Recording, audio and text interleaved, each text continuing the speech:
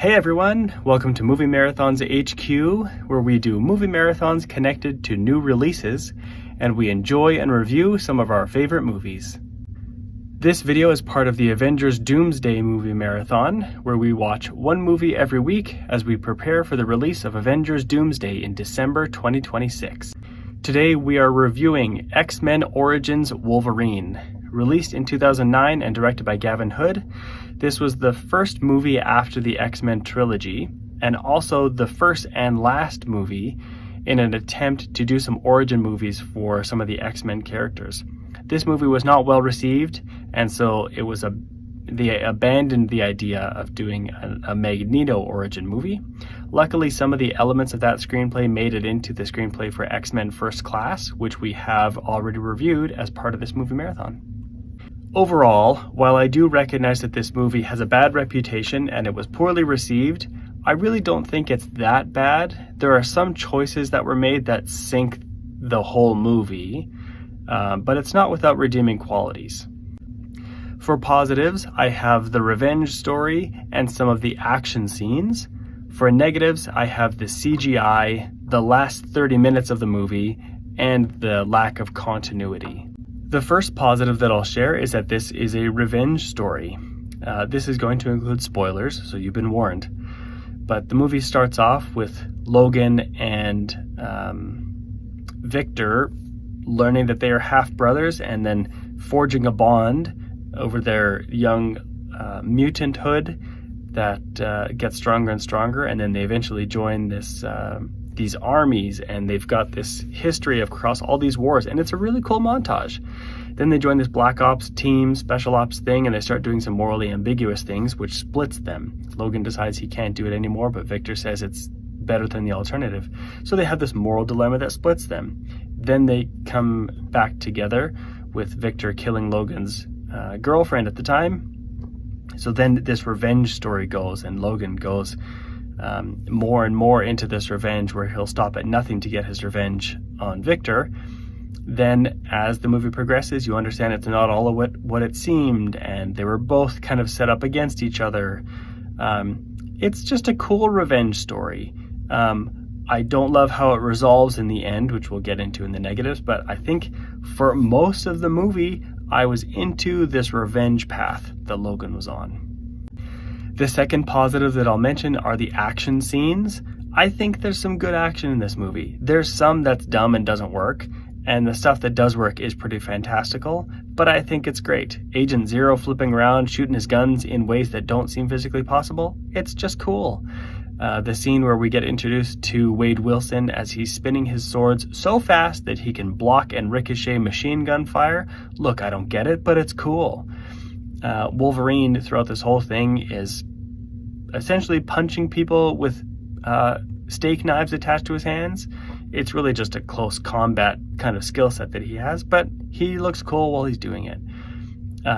So other than the last 30 minutes, I think the action is pretty good in this movie. Even though a lot of it is fantastical and unbelievable, I still think that'd be a positive for me. The first negative that I'll mention is the CGI. To me, CGI is a tool to be used by the storyteller to tell the story. And when you don't notice it, I think it's used well. CGI should blend in and should make it seem like what you're seeing on screen as part of the story needs to be part of the story.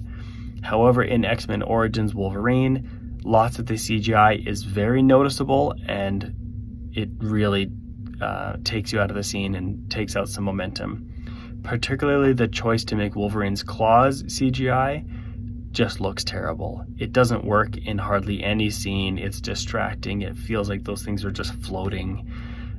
There's a scene where Sabretooth drags his creepy fingernails across the hood of a car and rips it open, and it's CGI, and it just looks terrible. There's some CGI that looks good, and you can tell that it's CGI, but it looks fine. Like when Scott Summers is using his laser vision, it looks good.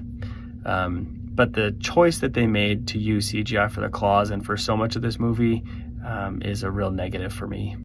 My second negative is the last 30 minutes of the movie. I had seen X-Men Origins Wolverine, I think 2 times, and I know that the ending is bad, but as I was watching it for part of this movie marathon, I was thinking, this is not that bad. The first 20 minutes, the first 40 minutes, the first hour, even the first hour and a bit, I was thinking, this movie is not as bad as I remember. It's actually pretty good. I'm digging it. I'm into it. And it's the last about 30 minutes. It's kind of when Gambit gets introduced, who is just not well characterized. But then after that, it gets silly, and some of the things that the characters do make very little sense, and it just falls apart. I knew that the Deadpool stuff was terrible. Just the way that they came up with how that was going to work was a failure from the start. And so I knew that that was going to be bad, but it really is just the whole conclusion. The resolution of Logan's story, how his girlfriend was not actually dead. They gave her some kind of a mystery concoction that made her heart rate slow so much that he couldn't tell, and he thought she was dead, and it was all faked. And then that Victor was also swindled, and he thought he was doing something else, but then, so that's why they can team up again and be buddies again. None of that works. It all falls completely flat and just ruins the rest of the movie because the finale is so bad. Another negative to mention is the lack of continuity. It's very clear that the X-Men movies do not care about continuity between each other, but we had seen Sabretooth before by a different actor and a totally different version of Sabretooth. So I get that they just wanted to do it their own way, but I don't think that worked. We had also seen William Stryker before. This William Stryker could not possibly be that same one that we saw in X-Men 2. We also see a little version of Professor X getting out of a helicopter and walking towards some mutants and rescuing Emma Frost and Cyclops, and at least those guys and maybe some others. I know that this movie was made before X-Men First Class, where we learn about how Charles loses his ability to walk, but the continuity here is just so all over the place, even with Logan and his own internal backstory, which didn't really match what we had seen before. And so maybe who cares, but the lack of continuity is still a negative for me. Now, how might X-Men Origins Wolverine connect to Avengers Doomsday? I don't think it will. I think there's a chance that we will see Hugh Jackman as Wolverine in either Doomsday or Secret Wars in December 2027, but I would lean more towards Secret Wars. I don't know what happens in either of these movies, but it seems like that's where he would show up if he did. However, if we see a version of Wolverine in that movie, it's not going to be tied to this one.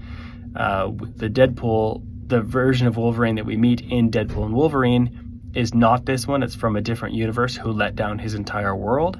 So I think we'd see a different version if we do see a Wolverine. Other than that, I don't think we'll see any characters from this movie appear in Doomsday, and none of the actors from this movie are confirmed for the cast list of Doomsday. So I don't think there's going to be any connection. So that's my review of X-Men Origins Wolverine. What do you think of this movie, and how do you think it may connect to Avengers Doomsday? Make sure to let me know in the comments. Follow Movie Marathons HQ on Instagram, YouTube, and TikTok, and also on Letterboxd, where you can see all of the versions of the Avengers Doomsday Movie Marathon. See you at the movies!